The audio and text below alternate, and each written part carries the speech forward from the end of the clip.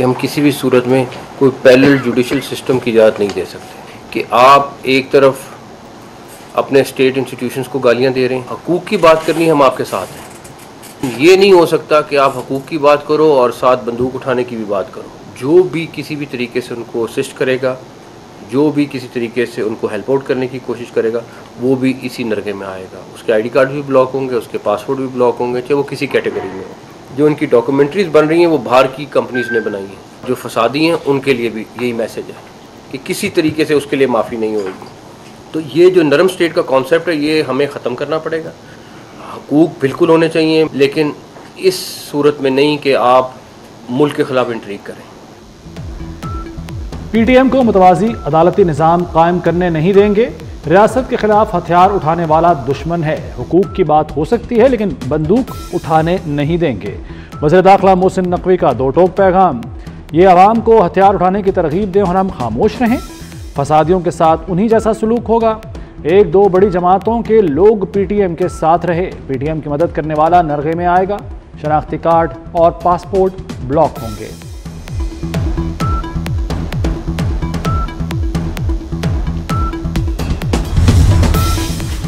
खैबर पख्तूनख्वा हुकूमत भी in action. कलअदम PTM की सरगर्मियों पर पाबंदी पर सख्ती से अमल दरामद का ऐलान। अल-यमीन गंडापुर ने ज़िला खैबर में नाखुशगवार वाक़े के हल के लिए जिरगा बुला लिया। फरीकैन को शिरकत की दावत। बैरिस्टर सैफ कहते हैं कलअदम पीटीएम को जल्द से जुलूस इज्तिमा की इजाज़त नहीं दे सकते। पीटीएम रियासत मुखालिफ सरगर्मियों में मुलव्वस है।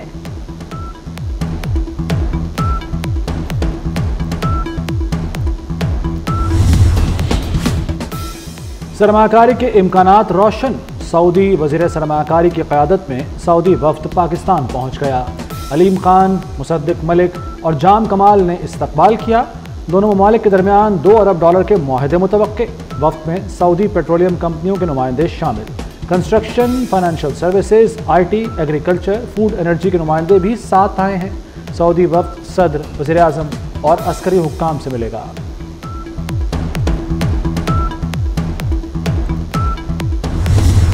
इनमें से किसी से पूछ लें कि डी चौक पे वो कब आए, कितने बजे आए और मुलाकात हुई। मैंने तो नहीं देख सका उनको डी चौक पे। अब इस्लामाबाद आके उसको हाथ लगा के कहना कि मैं एंटर हो गया, सारा कुछ हो गया, तो फिर तो मैं उस पर नहीं कहता। एक बात उनसे खुद पूछ लें कि पहले वो क्लियर हो जाएं कि वो IG उनको मिला था या नहीं मिला था। एक तरफ वो कह रहे हैं कि मैं तो निकल गया था, ठीक है, एविडेंस भी मौजूद। दूसरी तरफ वो कह रहे हैं कि IG से मैं मिला। मुझे नहीं पता, एक स्टेटमेंट एक दिन दिए, एक दिन दिए। तो पहले क्लियर कर लें कि किस टाइम पे कौन सी स्टेटमेंट ठीक है। कि उनको एक चीज़ रियलाइज़ करनी चाहिए कि उनके KPK में लॉ एंड ऑर्डर की सिचुएशन क्या है। डी चौक पर PTI की जलसे की ख्वाहिश पूरी नहीं होने दी। इस्लामाबाद को हाथ लगाकर ये नहीं कहा जा सकता कि वो आ गए। वज़ीर दाखिला मोहसिन नकवी का वज़ीर आला खैबर पख्तूनख्वा को जवाब। बोले अल-यमीन गंडापुर को डी चौक पर किसी ने नहीं देखा। डी चौक पर वो कब आए किसी को नहीं पता। पूछा जाए IG इस्लामाबाद उनसे मिले भी या नहीं।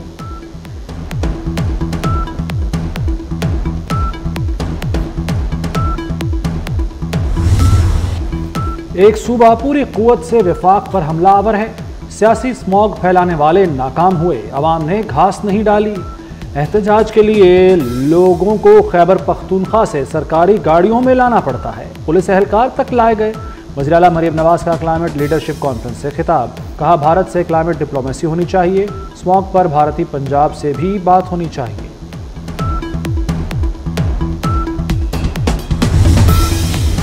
25 अक्टूबर तक आईनी तरमीम मंजूर करा ली जाएगी। बिलावल भुट्टो को पूरा यकीन। कहते हैं हमारी तरफ से आईनी तरमीम के लिए कोई डेडलाइन नहीं, अलबत्ता हुकूमत के लिए हो सकती है।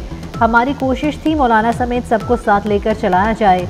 JUI का ड्राफ्ट आएगा तो बैठ कर देखेंगे। बानीगर सियासी मुस्तकबिल रोशन नहीं, सियासत में जो डर गया वो मर गया। हम लंबी इनिंग्स खेलेंगे।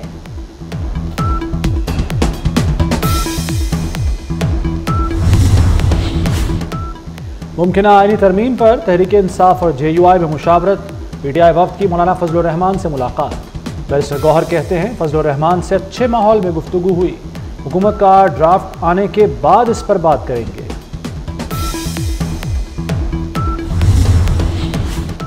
टैक्स चोरों को नहीं छोड़ेंगे। नॉन फाइलर के खिलाफ एक्शन नवंबर से शुरू होगा। चेयरमैन FBR राशिद लंगड़ियाल की मीडिया से गैर रस्मी बातचीत। कहा इनकम टैक्स गोशवारे जमा कराने की तारीख में मजीद तोसी नहीं होगी। रिटर्न्स जमा कराने वालों की तादाद 40 लाख हो गई। पिछले साल ये तादाद 14 लाख थी।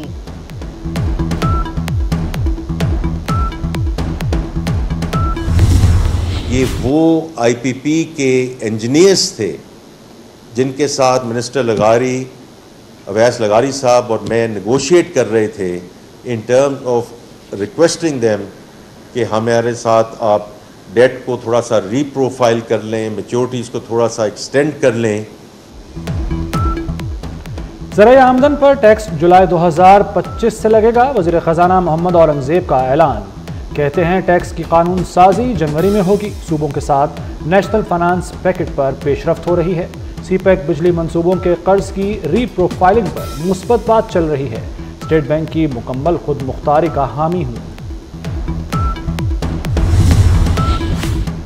स्मगलिंग में इस्तेमाल जब्त गाड़ियां अब छुड़ाई नहीं जा सकेंगी। स्मगलिंग में इस्तेमाल होने वाली गाड़ियां जब्त करने का हुक्म FPR ने SRO में तरमीम कर दी। इंसदादी स्मगलिंग के लिए तमाम इदारों को सख्त इक़दाम की हिदायत।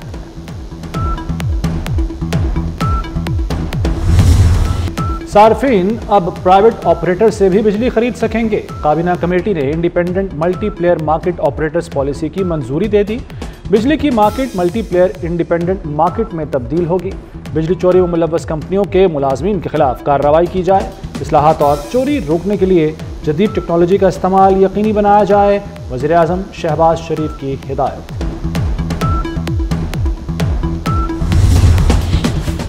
हुकूमती टास्क फोर्स और IPPs के दरमियान मुज़ाकरात में पेशरफ्त। लाल पीर पावर के बाद हब पावर भी कबल अज़ वक्त मुआहदा ख़त्म करने पर तैयार। कंपनी के बोर्ड ऑफ डायरेक्टर्स का हंगामे इजलास आज तरफ। बिजली मुआहदे कबल अज़ वक्त ख़त्म करने की मंजूरी ली जाएगी।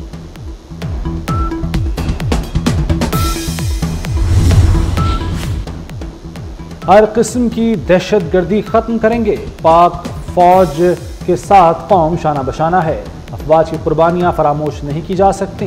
वज़ीर आज़म की फैसलाबाद में शहीद लेफ्टिनेंट कर्नल मोहम्मद अली के घर आमद। अहल खाना से ताज़ियत और फातिहा खानी की। शहबाज शरीफ ने कहा कि शोहदा पूरी कौम का फ़ख्र है। कौम शोहदा की हमेशा मकरूज रहेगी।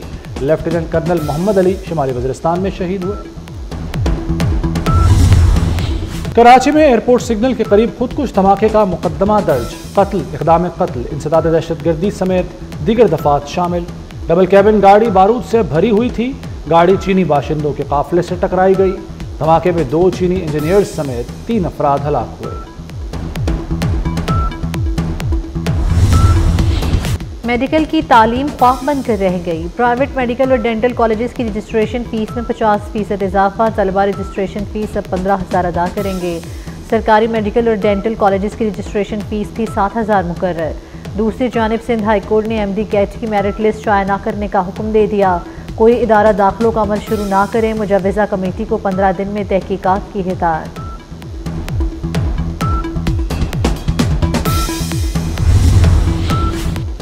लाहौर में नाबीना अफराद का धरना आखिरकार रंग ले आया। हुकूमत के साथ मामला तय पा गए।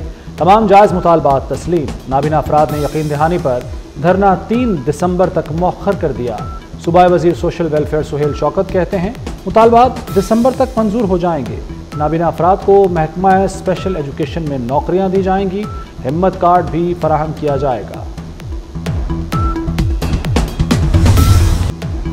अदालती फैसले नहीं, आइन और कानून को फ़ौक़ियत देनी चाहिए। हमने हल्फ आइन की बालादस्ती का उठाया है, अदालती फैसलों का नहीं। चीफ जस्टिस काजी फाइज़ के डैम फंड्स केस में रिमार्क्स।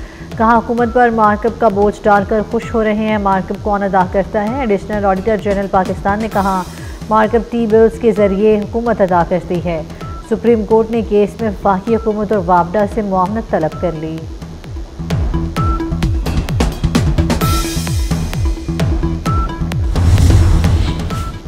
पेमेंट ने पेमरा के टीवी चैनल्स को नोटिस को गैर कानूनी करार दे दिया। पेमरा के टीवी चैनल्स को नोटिस मीडिया पर दबाव डालने की कोशिश है। कराची धमाके की कवरेज पर टीवी चैनल्स को शो कॉज नोटिस जारी किए गए। नोटिस के इजरा का मकसद गैर कानूनी सेंसरशिप का इत्तलाक है।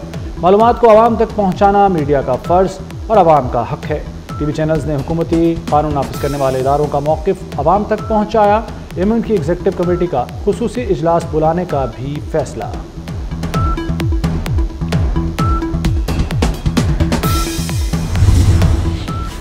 बुजुर्ग सियासतदान इलाही बख्श सुमरो इंतकाल कर गए। मरहूम की नमाज जनाजा आज दोपहर 1 बजे कराची में अदा की जाएगी। तदफीन आबाई इलाके अहमद मियाँ सुमरो में होगी। लाही बख्श सुमरो 1997 से 2001 तक स्पीकर कौमी असम्बली रहे।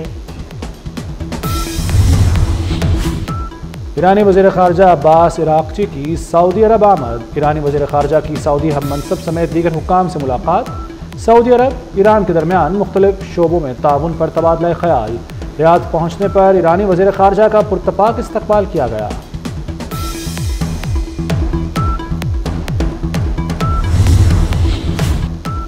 गजा में इसराइली फ़ौज के दर्जनों दस्तों ने बगावत की धमकी दे दी। इसराइली हुकूमत और आर्मी चीफ से गजा में फौरी जंगबंदी का मुतालबा। इसराइल के 130 फौजियों ने अपने दस्तखतों से ख़त जारी कर दिया।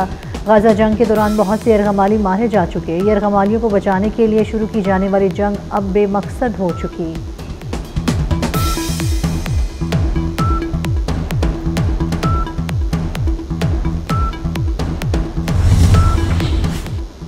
हेलियन के बाद समुद्री तूफान मिल्टन का रुख अमरीकी रियासत फ्लोरिडा की तरफ हो गया।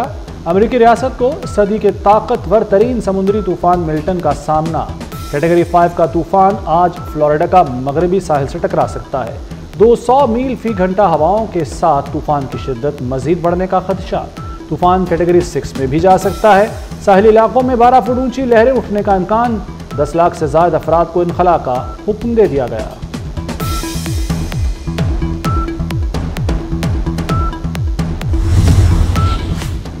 मुल्तान टेस्ट में इंग्लैंड का शानदार कमबैक। इंग्लिश बल्लेबाज जम गए। 3 विकेट पर 492 रन बना डाले।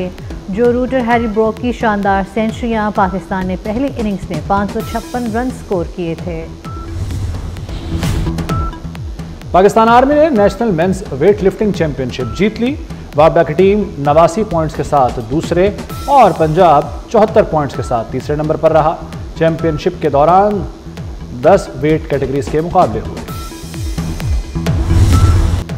और 22 साला कोफिमा शहरोज़ काशिफ ने पाकिस्तान का नाम रोशन कर दिया। दुनिया की तमाम 8000 मीटर बुलंद चोटियां सर करने का एहसास नाम कर लिया। शहरोज़ काशिफ ने चीन की 8027 मीटर बुलंद शीशा चोटी सर कर ली। शहरोज़ काशिफ दुनिया की 14 बुलंद चोटियां सर करने वाले कम उम्र तरीन पाकिस्तानी हैं।